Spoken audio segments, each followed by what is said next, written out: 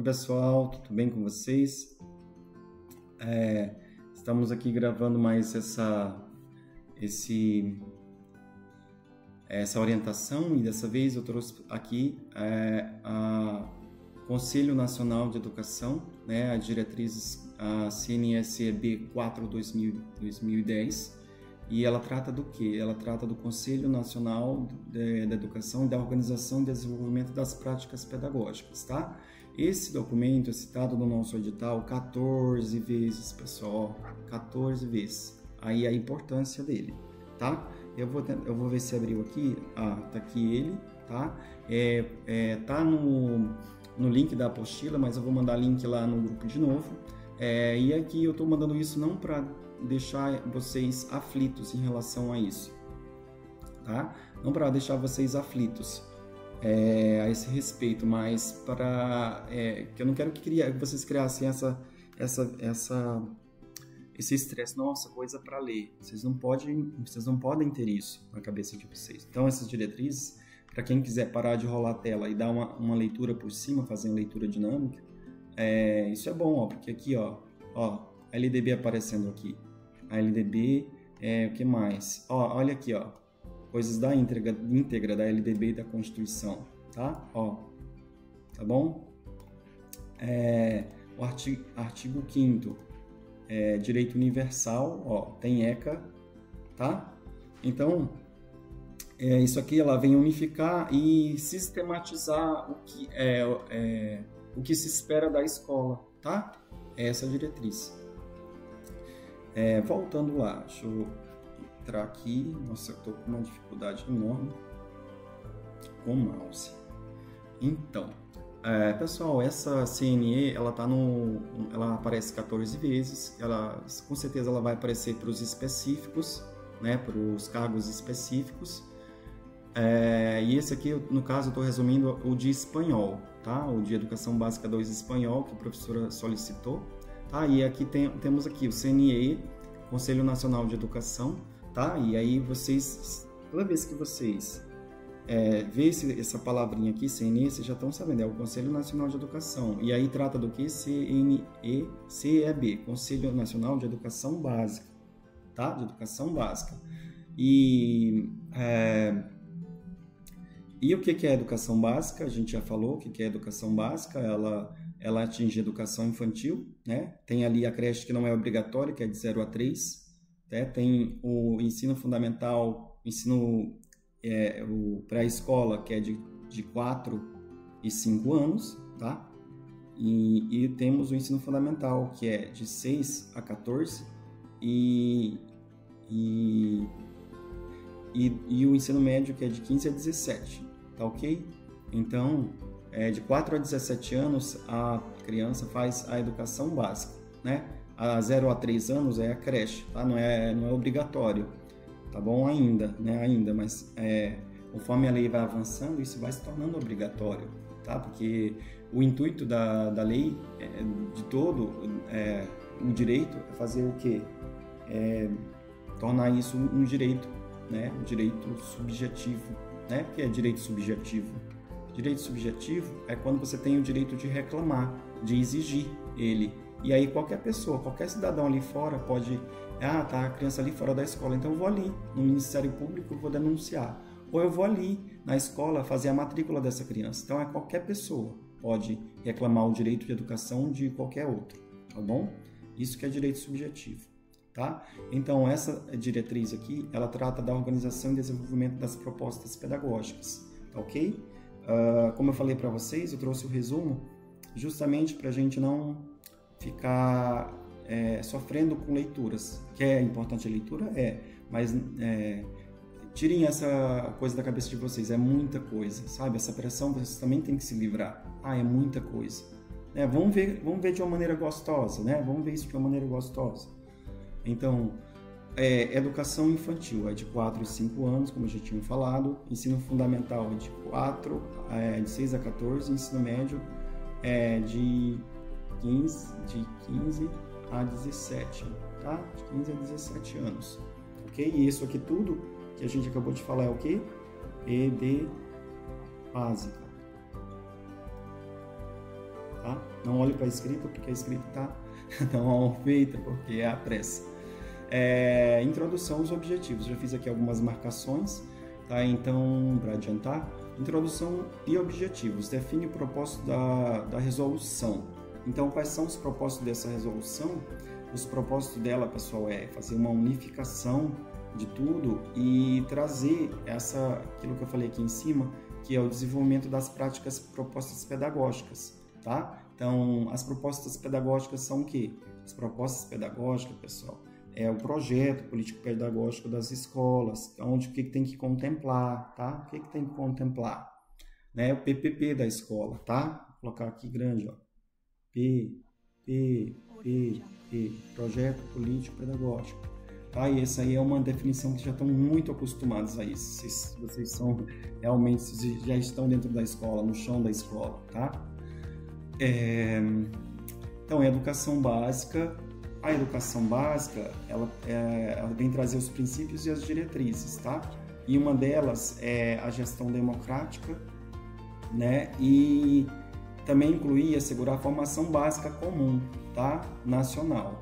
Então, vocês sabem que a formação básica comum nacional precisa haver uma parte comum a todos, para que nada saia diferente um do outro. Que vai haver diferenças, porque tem a parte diversificada de cada um, de que abrange a cultura e os espaços de cada estado ou de cada cultura regional. Mas ele vem tratar também dessa cultura, dessa parte que é unificada, né? Tá bom? Então, tem um projeto político-pedagógico. E por que tem isso do projeto político-pedagógico e da formação profissional da educação? Porque, pessoal, tem a gestão democrática. E como a gente sabe, como eu já falei para vocês, o ser humano ele é um misto de fatores psicológicos, de fatores, eu poderia dizer para vocês, social, emocional, tudo ali é integral, né? O ser humano ele é integral.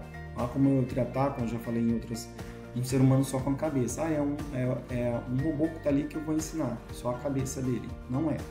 Tá? Então, e por que também vem trazendo o ECA dentro aqui, algumas coisas de ECA?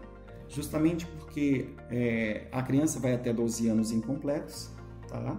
Vai até 12 anos incompletos, já fazendo um link com o ECA, que também está no nosso edital. Depois que a criança sai, até os 12 anos, ela tem que ser vista como integral. O ser humano em si, não só até 12 anos, depois também tem que ser visto como integral. Mas vocês entendem que a criança, elas precisam ser cuidadas, e aí tem duas coisas que esse documento traz, que é o educar e o cuidar, que são inseparáveis, que são indissociáveis, tá? São indissociáveis, andam juntos ali, tá? Eles andam juntos. Eles são inseparáveis, né? Então, por quê? Porque depois da educação infantil, que é onde a gente cuida mais, né? Depois da educação, os cuidados continuam depois da educação infantil, tá? Os adolescentes também são vulneráveis ali, e eles precisam ter adultos ali de referência para que cuidem deles, que cuidem do emocional, que cuidem da aprendizagem, tá? Então, um professor, ele vê tudo isso, tá? Ele é um professor multifocal, ok? E a educação também, a gestão também trata disso. E isso tem que estar contemplado dentro do que eu acabei de falar, do PPP das escolas, tá?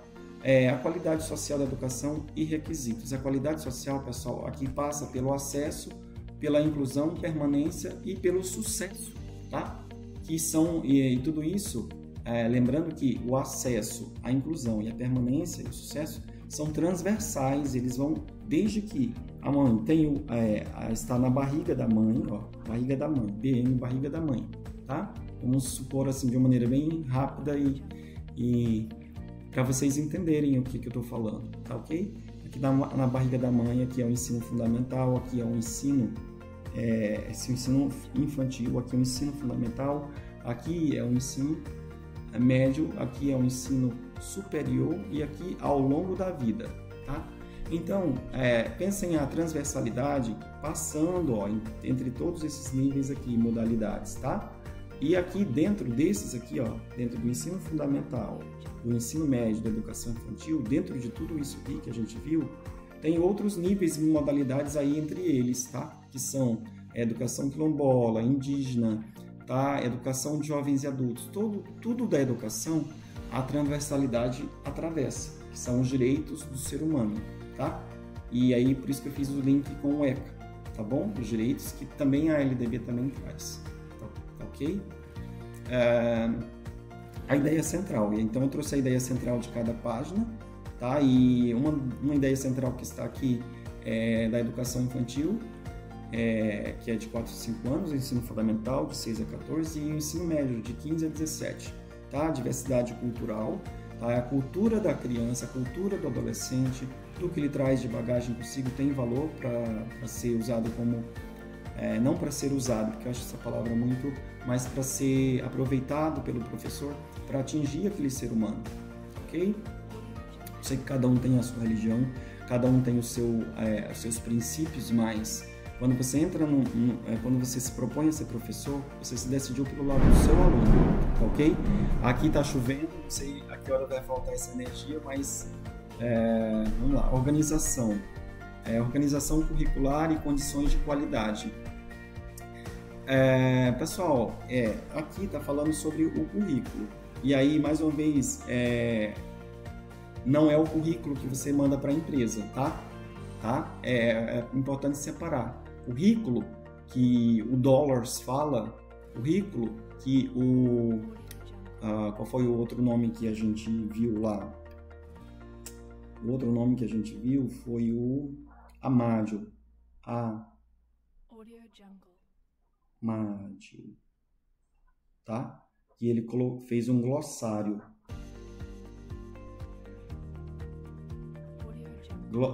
Glossário. É o Amádio e a Crimé, tá?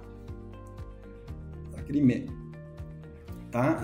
O Amádio, como ele viu que os países estavam tratando diferente e que em alguns países nem tinha essa palavra currículo, né, para tratar da forma como se trata aqui, por exemplo, ele defendeu que deveria haver uma unificação. Então, por isso ele criou um glossário com um objetivo, entre aspas, porque ele acha importante que o currículo seja tratado nos outros países com os mesmos termos, né? Com os mesmos termos, tá? E o Dollars, ele veio trazer essa diferenciação do que é o currículo oculto, prescrito e real. Mas primeiro eu vou ensinar para você, na verdade, não vou ensinar, vou lembrar para vocês, porque vocês já estão na educação. O currículo são todas as práticas e aqui eu coloquei quais as práticas, tá? Que é o conhecimento, que é as habilidades, as práticas, faltou 3 centímetros, se tiver erro aí é por causa da pressa, não observem isso, tá? As disciplinas escolares, que são as matérias ali estudadas, as regras e a cultura, tá? Tudo que permeia ali é currículo, tá? Tudo que permeia uma escola, tudo que está dentro da escola, a organização, a maneira como ela está organizada é currículo, tá? Tá bom? E aí, como eu falei para vocês, o Dollars, né, que é um autor que está dentro da nossa bibliografia, ele vem separar o que é currículo oculto, o que é currículo prescrito e o que é currículo real. Pessoal, o currículo prescrito é aquilo que está nas leis, na LDB, na LDB, nas diretrizes, nessas aqui que a gente está estudando, nas leis, né?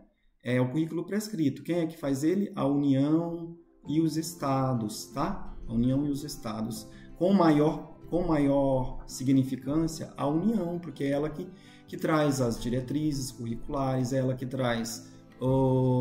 quem mais? É ela que traz LDB, por exemplo, traz essas leis maiores, BNCC. Depois tem a educação, os estados, tá? Os estados em menor ali. E os municípios também fazem leis? Também fazem, só que também elaboram leis. Só que quem trata do currículo, quem faz o currículo prescrito dos estados e municípios é a União, tá? É a União.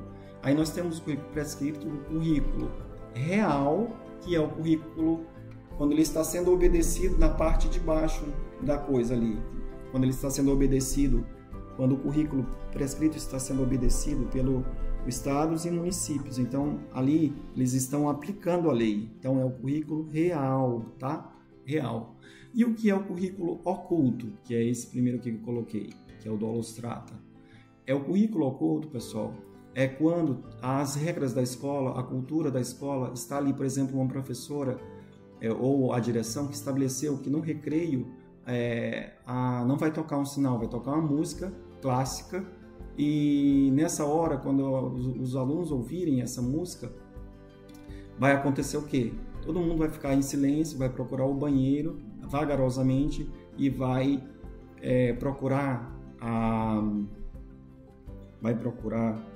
o bebedouro para beber água e subir para a aula, tá? Que começou a aula, tá? Então, essa cultura que foi estabelecida dentro da escola é o currículo oculto em ação. Por quê? Porque ela usou dos meios que ela teve, ou das ideias que ela teve, para criar uma cultura própria ali da escola. Por exemplo, a professora fez todas as crianças ficarem na cadeira, ela desenvolveu um currículo oculto ali, junto com a escola, que a escola adotou para todos os professores, em que tem algumas regras que a professora combina com as crianças, que não está no currículo prescrito lá na lei, mas que ela estabeleceu ali e que os alunos estão obedecendo ali, está tendo ordem dentro da escola. Então, ali é o currículo oculto, ok? Então, lembrem do conceito de currículo, que não é aquele que você manda para a empresa, todas as práticas que estão dentro da escola, ok? Avançando. Nossa, o problema é que eu estou com o mouse, pessoal. Acho que é pilha fraca. Continuando. Página 5. Na página 5, ele vem trazendo as tecnologias digitais. E ele vem trazendo também o conceito de letramento, que eu coloquei aqui. Já fiz o letramento que está aqui. Então, letramento por quê, pessoal? Letramento, pessoal, e aí eu fazendo um outro link de letramento, e tá uma bagunça aqui, mas eu vou explicar para vocês. Letramento, temos o letramento quando se trata de alfabetização também, tá? E aí alfabetização e letramento são duas coisas também que andam juntas, tá? E aí eu tô falando de letramento e alfabetização num sentido geral para chegar no letramento digital, tá? E aí o que é a alfabetização? É aquela quando ela aprende a codificar e decodificar as informações, as letras e a escrita. E o letramento é quando ela aprende a usar essa escrita e essa decodificação da escrita, que é a produção de textos e tudo aquilo lá, escrita, para mudar a vida dela, para estar dentro das práticas sociais, que são o quê? As práticas sociais, por exemplo, pegar o ônibus, ler a bula do remédio, saber de quantas em quantas horas ela vai tomar esse remédio. Então, isso é letramento, tá? E depois a gente vai aprofundando em questões, tá bom? De agora para frente, eu não vou trazer muito mais coisa teórica. E eu posso até trazer coisas relacionadas à apostila, no sentido de vocês lerem e terem esse conteúdo. Mas eu não quero estressar vocês, eu quero aprofundar as coisas de uma maneira gostosa. Então, eu acho que nas questões a gente pode abordar todo o conhecimento que falta, dentro de questões que a gente já vai estar praticando e já vai estar aprofundando, tá? Então, voltando aqui, e o que é o letramento digital? É a mesma coisa do letramento aqui que eu falei, é a prática, você utilizar a tecnologia com propriedade. Ou seja, quando um aluno faz um podcast, por exemplo, que a professora pediu de lição de casa, quando ele faz um podcast com outro coleguinha gravando um áudio sobre algum fato ou algum assunto que eles estudaram, é um letramento. Está em prática o letramento? Sim, pessoal, está em prática, porque vai além do uso, o letramento vai além do mero uso. A criança, no letramento, ela se apropria para fazer as práticas sociais, que é, por exemplo, gravar, que é, por exemplo, digitar os textos, que é, por exemplo, programar, tá? Então, ela se apropriou, então ela é letrada digitalmente, tá? Tá bom? É isso, sobre isso, tá bom? E a transversalidade. Olha, a transversalidade e a interdisciplinaridade de novo. A transversalidade, os conceitos de transversalidade, ela vai atravessando, né, todos esses direitos e todos os direitos e culturas, vai atravessando todas essas práticas, tá bom? Todas essas práticas de letramento também, tá bom?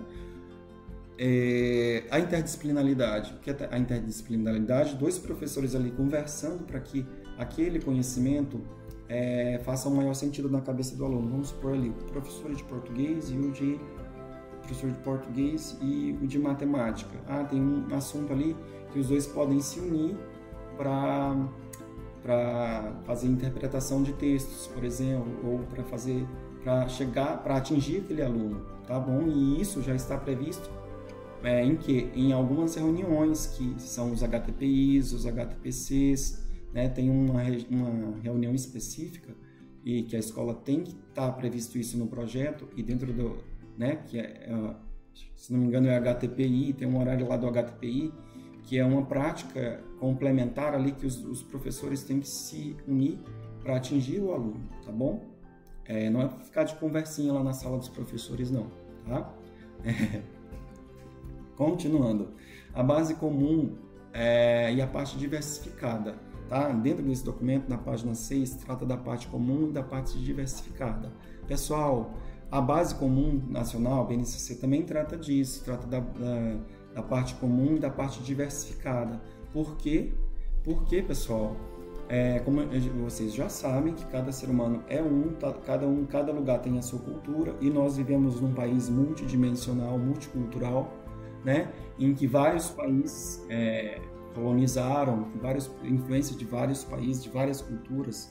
Então, por isso que tem que ter a parte comum, que é para assegurar a formação comum a todos, né, e a parte diversificada, que é a parte em que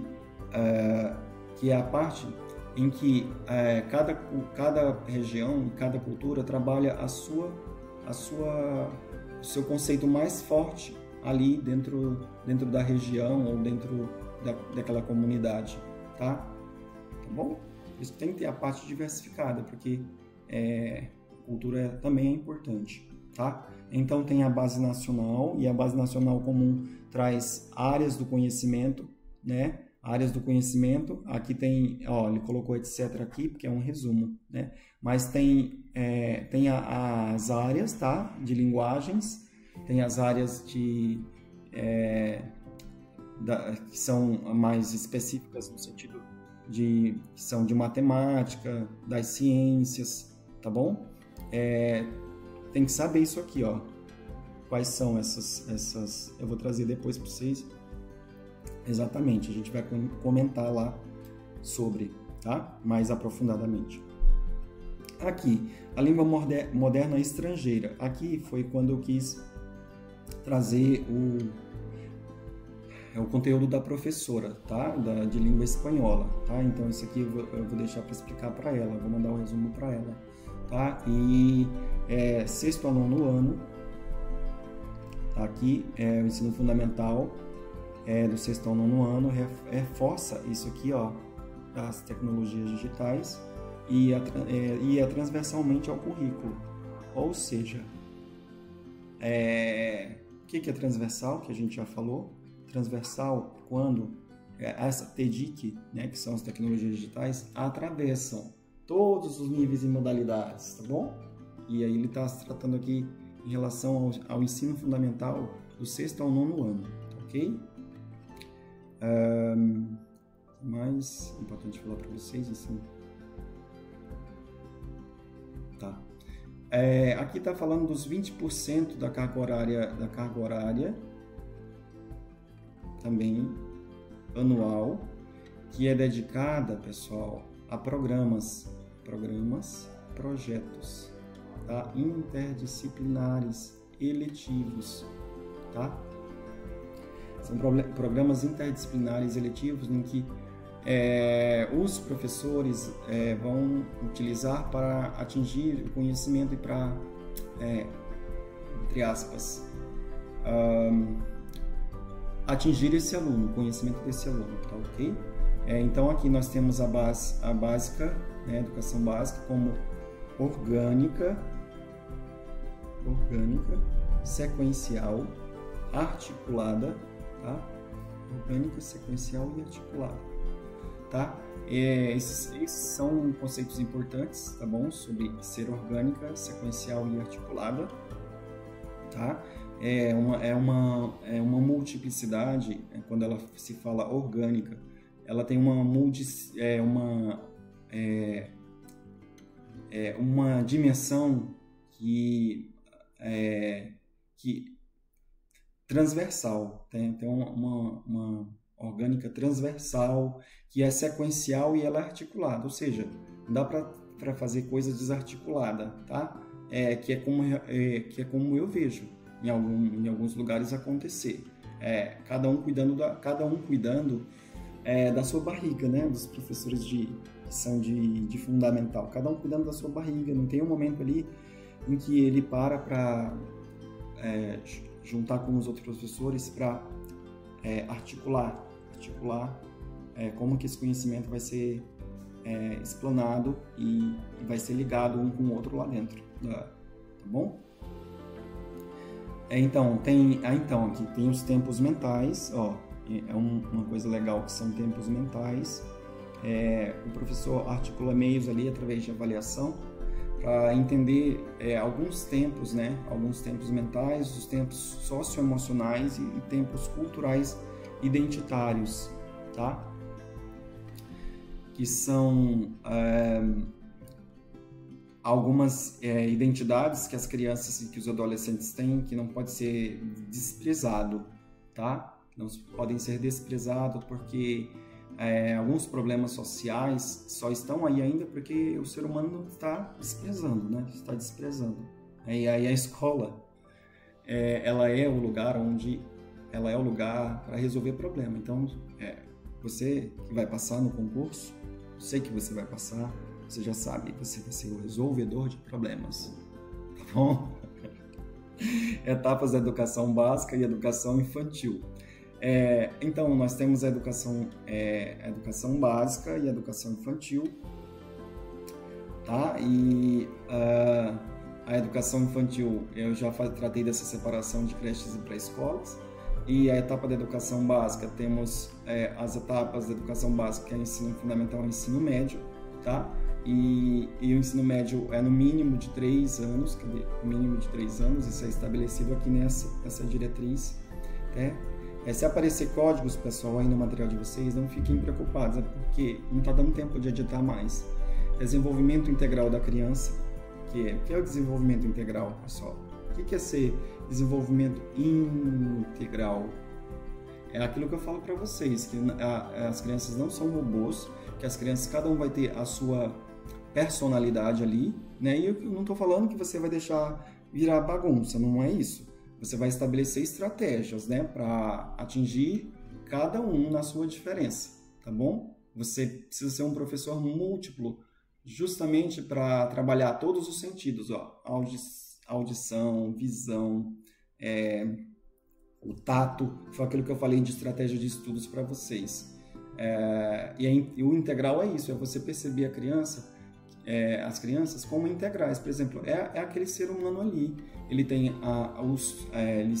os comportamentos estereotipados dele, ele tem, ou às vezes o outro é mais animadinho ali, ou é mais sarcástico, ou gosta de ficar o tempo todo fazendo graça com os outros, né? Tá? E aí eu estou sendo bem raso, né? No sentido bem raso. Então, olhar o ser humano como integral é você aceitar as diferenças dele, tá? E eu não estou falando aqui que você vai ser permissivo, não é isso. Não se trata disso, né? O foco do ensino fundamental e ensino médio. Detalhe é o quê? Na página 3 tem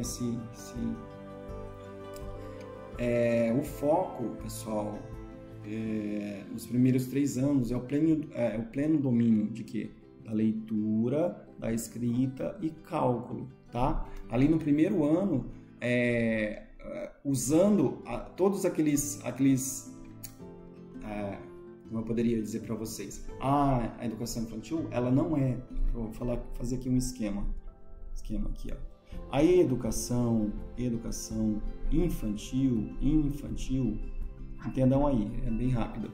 A educação infantil não é preparação para o ensino fundamental, mas aqui na educação infantil acontece que a criança aprende a ser questionadora, tá? Ser questionadora, ela aprende a fazer as relações, ela aprende a observar, ela aprende a dialogar, né, sobre aquilo que está vendo, ela aprende algumas coisas de lógica, tá? Ela aprende conhecimentos que não é a preparação para o fundamental, mas isso aqui, essa vivência aqui da educação infantil, ela é importantíssima para o ensino fundamental. E aí, mas não é preparação. Quem diz isso, e eu já falei para vocês no outro vídeo, que é o Paulo Fock. Pesquisem sobre o Paulo Fock. Eu estou dizendo coisas aqui para vocês que cursinho nenhum vai dizer, tá? O Paulo Fock é o que temos aí de mais moderno, né? É o queridinho, né, do pessoal da educação infantil, tá? E dos outros também, tá bom? Então, é Paulo Foch, se vocês forem perguntar. É uma pessoa muito citada em pesquisas científicas, né? Educação infantil. E então, pessoal, mesmo a educação infantil não sendo preparação, existem, como eu poderia dizer, habilidades ali que ela aprende na educação infantil que são importantíssimas para o ensino fundamental, tá ok? Né? E eu já falei que não se trata de apurrinhar a paciência da criança para ela aprender, para ela ser alfabetizada, né? Por mais que você pode fazer isso de uma maneira gostosa, brincando, sem no entanto, encher o saco da criança, tá? De uma maneira brincando, que eu falei, né? Não é ficar toda hora lá, repete não é isso, tá bom? É brincando, vai lá pro chão do parque e aí risca lá o chão, brinca de escrever e ela vai aprender, tá bom? E aí o ensino fundamental é o quê? No ensino fundamental é o pleno domínio, pleno domínio da leitura, escrita e cálculo. Ali no primeiro e segundo ano, o foco tem que ser isso, o foco do primeiro e do segundo ano. Lógico que existem outras coisas que atravessam essa prática, que são transversais, né?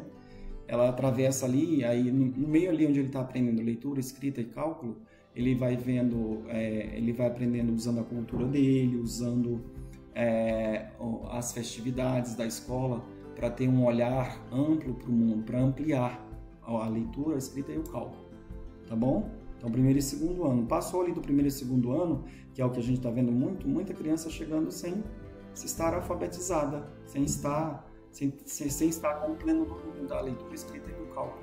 Então, alguma coisa aconteceu, ou na prática do professor, ou a escola, estou falando rápido, tá, a articulação das palavras está complicada. Então, ou aconteceu alguma coisa, ou o professor falhou, né, e aí não é culpando, porque o coitado já tem uma responsabilidade grande, a escola falhou, né, ou a criança tem alguma deficiência que a escola não detectou. Você vê que você está sempre resolvendo o problema, acostumem-se com isso, que vocês vão ser resolvedores de problemas, ok? Aí o desenvolvimento da autonomia, ou seja, a criança fazendo a maior parte das coisas fazendo a maior parte das coisas com autonomia, tá? Autonomia, tá? Autonomia intelectual e pensamento crítico, tá? Esse pensamento crítico, ele começa aqui, ó, na educação infantil, tá? Que é quando o professor faz as perguntas e não dá as respostas, sabe? Ensina ela a pensar, né? Então, ela vai construindo hipóteses, e o professor vai trabalhando com essas hipóteses. Mas será que é isso? Vamos fazer esse experimento? E aí a criança vai aprendendo a ser o quê? Entre aspas ali, uma criança curiosa, desperta, autônoma, tá bom? É sobre isso, tá? Avançando, que eu posso fazer de link aqui com vocês. Pensamento crítico, autonomia e desenvolvimento da autonomia. Tá, dentro disso aqui, da autonomia e do desenvolvimento, autonomia, mais precisamente falando, da autonomia, eu queria tratar com vocês sobre um autor que também é importante para todos vocês, que chama Vygotsky, tá? O Vygotsky. O Vygotsky, pessoal, ele nessa parte aqui, ele trata da zona de desenvolvimento proximal, ZDP, tá? O que é essa ZDP, a zona de desenvolvimento proximal? Ela tem a ver com a educação infantil, tem a ver com tudo de ensino fundamental, porque assim, ó, a ZDP é a distância entre aquilo que a criança sabe fazer em relação a sozinha e com ajuda, tá? Então é a zona de desenvolvimento proximal, é a distância entre o que ela sabe fazer sozinha, tá? E o que ela pode fazer com a ajuda do adulto, tá bom? Então o ser humano só tem autonomia, né? Autonomia quando ele acomodou o conhecimento, tá? Quando ele acomodou o conhecimento. E o que é acomodar o conhecimento? Vamos falar do Piaget, aqui ó, Piaget. Lembre aí, Piaget. Vou colocar aqui para ser mais rápido. O Piaget, pessoal, ele fala assim que você só acomodou o conhecimento quando você aprendeu o esquema, tá? Acho que é Piaget o nome, Piaget.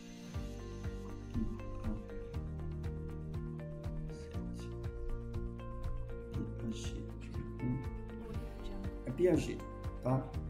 Vejam aí, vou pegar aqui, porque daí eu acho que não tá errado, com J eu acho assim, o Piaget, pessoal, ele fala sobre isso, sobre essa questão da autonomia no sentido de acomodar o conhecimento. Vamos supor aqui, você está aprendendo a andar de bicicleta. Então, você vai ter que interagir com o objeto.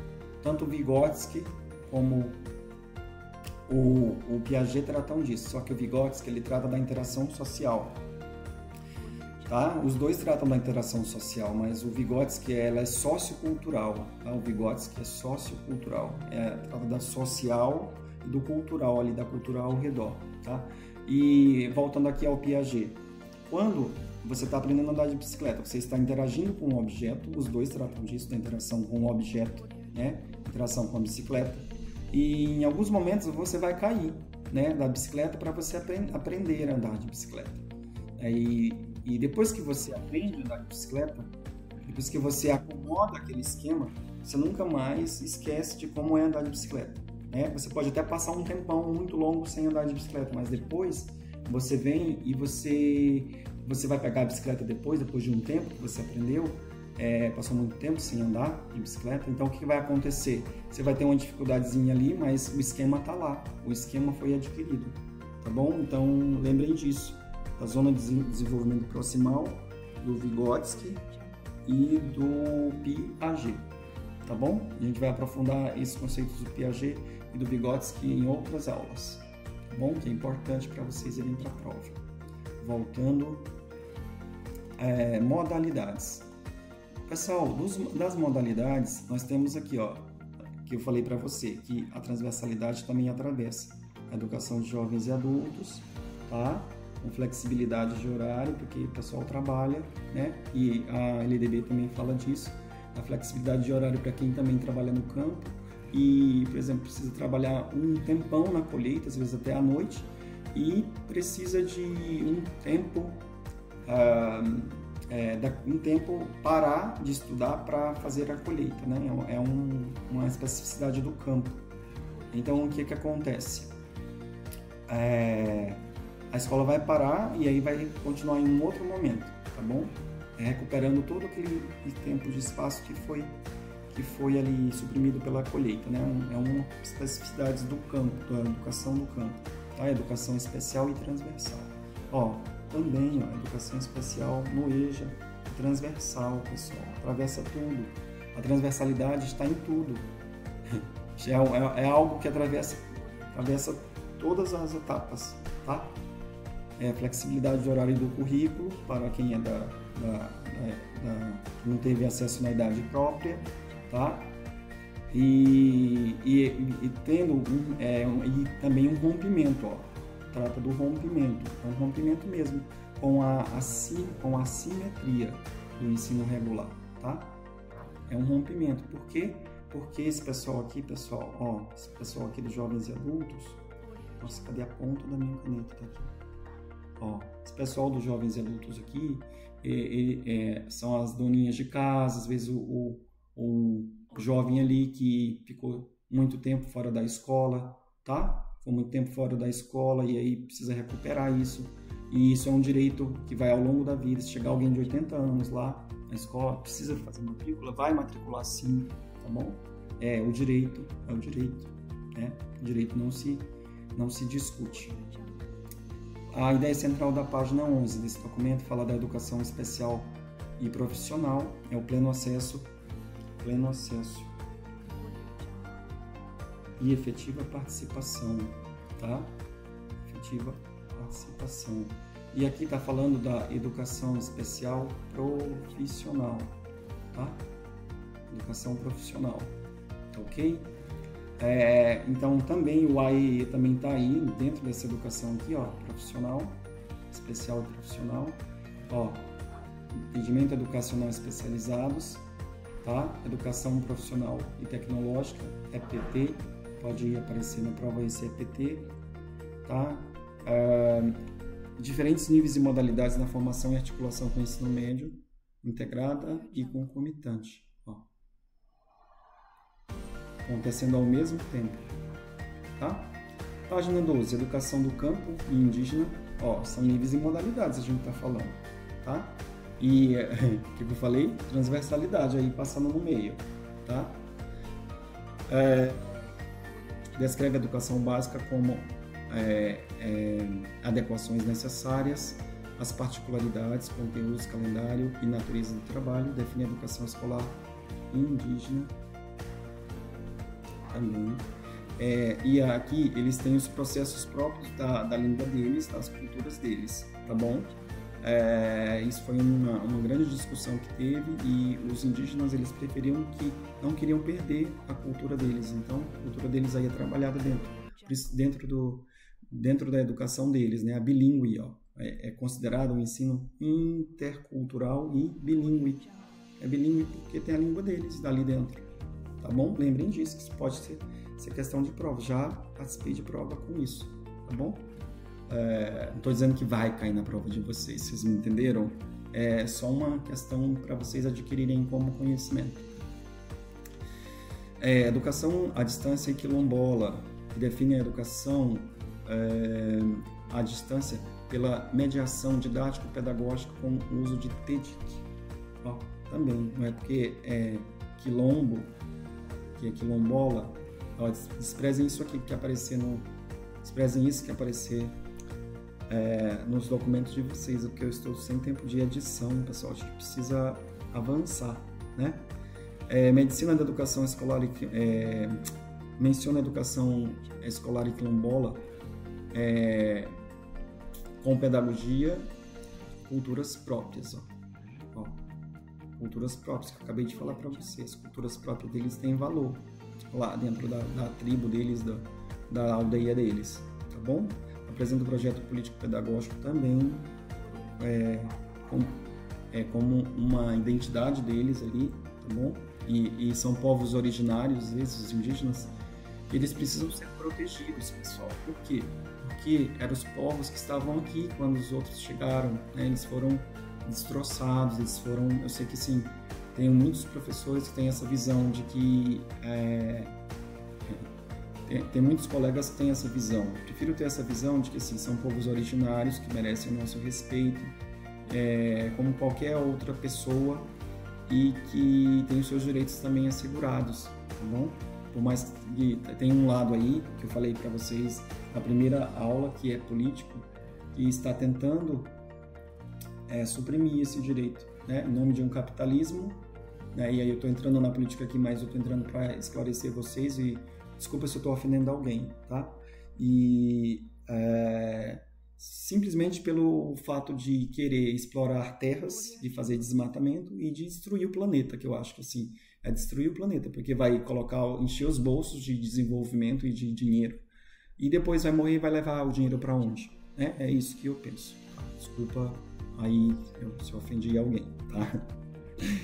Página 14, componentes do PPP. Então, os componentes do PPP, está listando aqui componentes do PPP, importante para a gestão, que são listas de elementos, projeto político-pedagógico, tá? E o diagnóstico, a fase diagnóstica desse projeto político-pedagógico.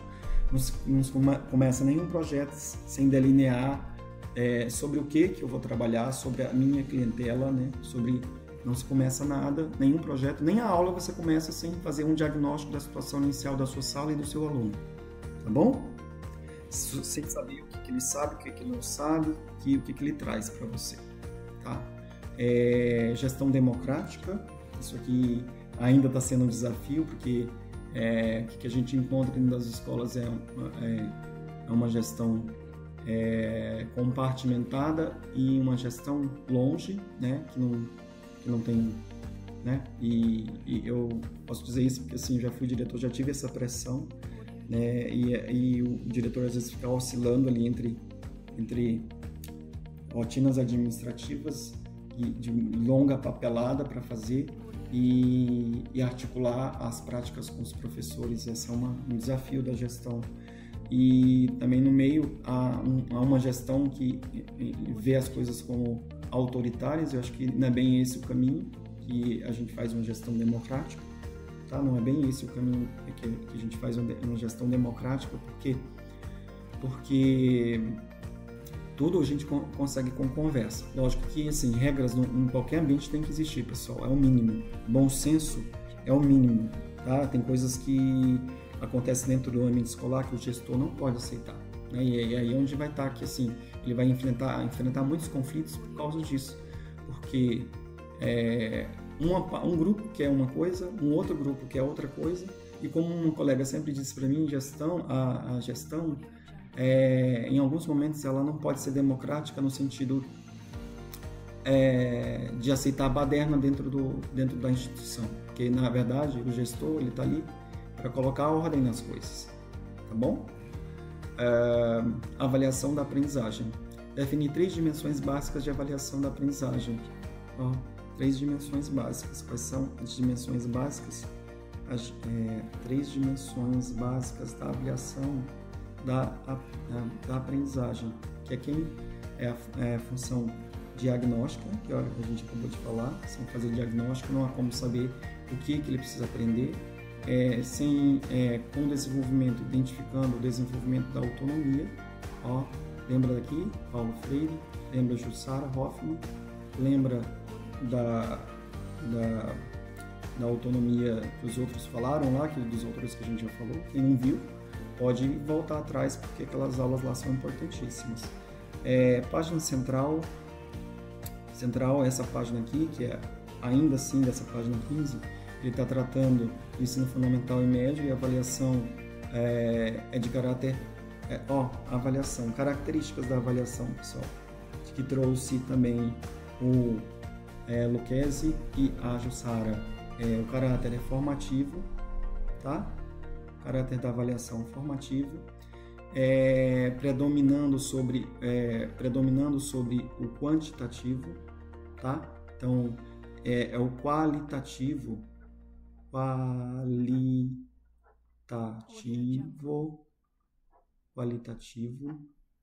predominando sobre o quantitativo, tá?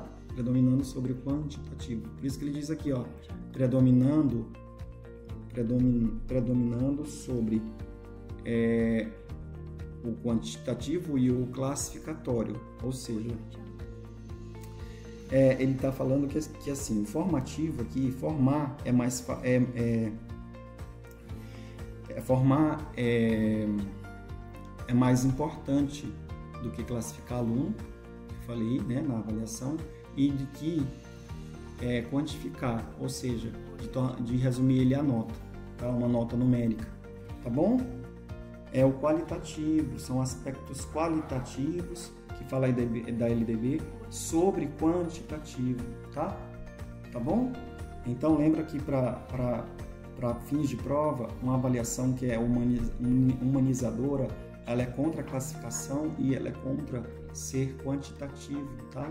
A Jussara Hoffmann abomina que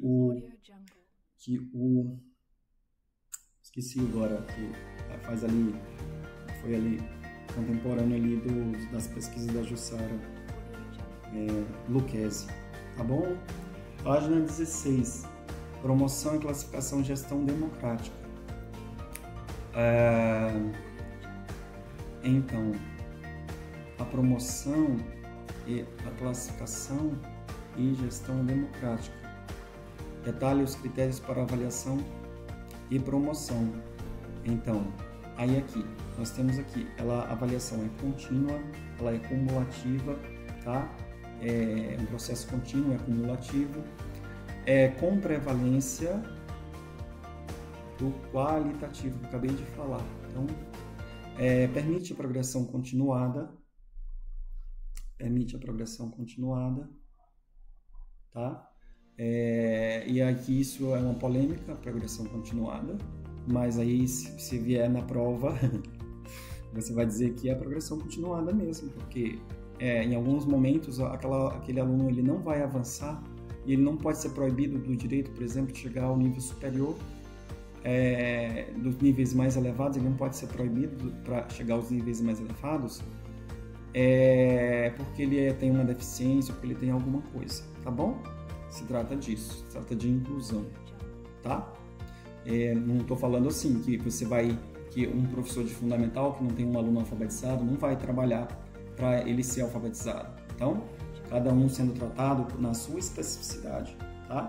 E aí é um cuidado que a educação básica nos primeiros anos, nos anos iniciais, ela é importantíssima, justamente porque ela é quem detecta as primeiras dificuldades, as primeiras deficiências, ela quem detecta no sentido não que ela sozinha, que precisa ter uma conversa entre educação, saúde, precisa estar articulados, e essa conversa entre os setores de educação, saúde e assistência social às vezes não acontece, né? O diretor não procura, o diretor não vai atrás, né? A mãe também não vai atrás, né? E o professor está ali morrendo sozinho, tentando dar conta e não vai, né? Mas aí, se isso uma negligência for detectada, e aí é onde está, se uma negligência é detectada, já pode alguém responder, né, por isso. E a gestão é democrática, o ensino, gestão democrática, obrigatoriedade, a gestão democrática do ensino público. Continuando, gestão democrática e formação de professores. Então, aqui trata da gestão democrática, da horizontalização, tá? E eu não preciso nem explicar o que é a horizontalização das relações, tá? Que todo mundo ali dentro é humano, é igual e ela é colegiada, né? É uma vivência colegiada, né? Que tem que acontecer entre todos para atingir o aluno. Cuidar e educar são indissociáveis, pessoal. Isso aqui é indissociável, cuidar e educar. E eu não sei se eu falei para vocês lá atrás que tem ECA. Por que cuidar? Eu falei lá atrás que cuidar e educar é indissociável, e a importância disso para os adolescentes também e para os outros do ensino médio, porque ali são seres humanos que precisam de proteção. Precisam de proteção de seres humanos que já têm uma mentalidade formada, psicologicamente mais equilibrada, entre aspas, assim, para cuidar deles, né? Isso é a formação que, na verdade, nós somos o filtro que que para melhorar essa sociedade, uma responsabilidade muito grande a nossa, né? Valorização do profissional, né? Formação, enfatizando a valorização profissional da educação, saber, na verdade, a valorização profissional passa por preparar os profissionais para saber pesquisar, orientar, avaliar, elaborar propostas, trabalhar e cooperativamente em equipe, tá? Por isso que educação não é qualquer um que faz, tá? Então, por isso a polêmica da lei, da diretriz da educação especial, né? Do decreto, acho que é 12.686, acho que é o 12.686, acho que é esse o número, né? Que foi uma recente atualização de 2025, que ele trouxe para a formação de uma pessoa que vai trabalhar com inclusão, né? Como facilitador ali, né? É uma formação de nível médio, ou no máximo 80 horas. Uma formação de 80 horas, realmente, como eu coloquei lá no vídeo, no grupo, ela é insuficiente para uma pessoa que tem... É uma coisa complexa, pessoal. Fazer educação, principalmente para educação especial, né? Acompanhar ali uma pessoa em todos esses aspectos físico, psíquico, de aprendizagem, de tudo, não é uma coisa simples como eles colocaram lá na lei. Estão querendo baratear e sim a educação especial, tá? Mas eu tenho especialização na educação especial, só que assim, eu vou deixar críticas para os especialistas aí que já estão há muito tempo na lida aí com esse público, tá? Então, tudo isso aí, o professor tem que ser capaz. Então, eu encerro por aqui a nossa orientação sobre a CNE, né? CEB, que é a 14 a 2000